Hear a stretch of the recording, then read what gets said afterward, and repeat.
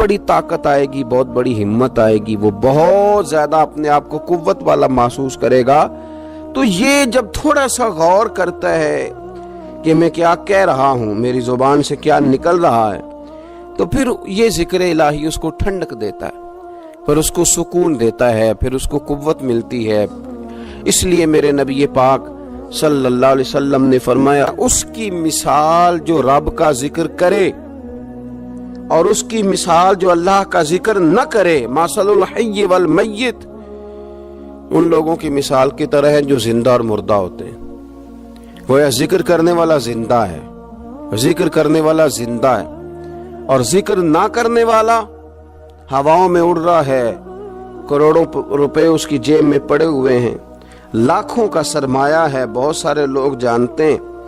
وہ محسوس کرتا ہے کہ بڑا جانا پہچانا جاتا ہوں، بڑا سمجھا سکھایا جاتا ہوں، بڑے لوگ میرے نام سے آگاہ ہیں، شعوری طور پر میں ایک بڑا آدمی ہوں،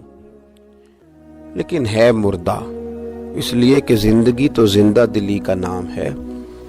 مردہ دل کیا خاک جیا کرتے ہیں، زندہ وہ ہے جس کا مصلی آباد ہے،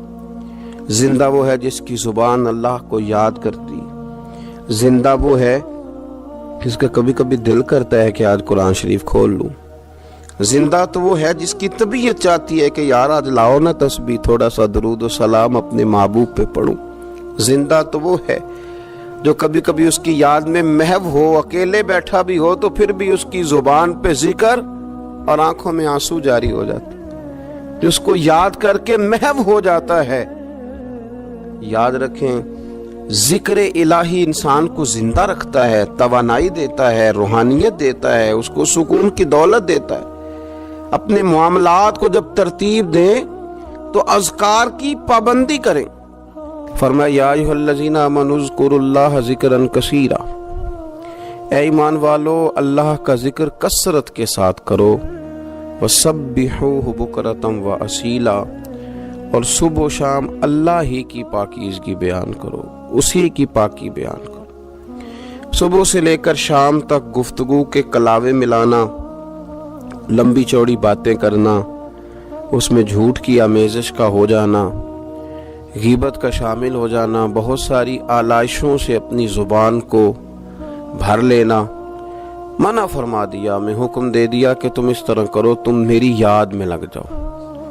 تم صبح و شام میری پاکی بیان کرو، تم میری طرف متوجہ ہو جاؤ۔ رسول کائنات صلی اللہ تعالی علیہ وآلہ وسلم کی بارگاہ عالی مرتبت میں، عزت و عظمت میں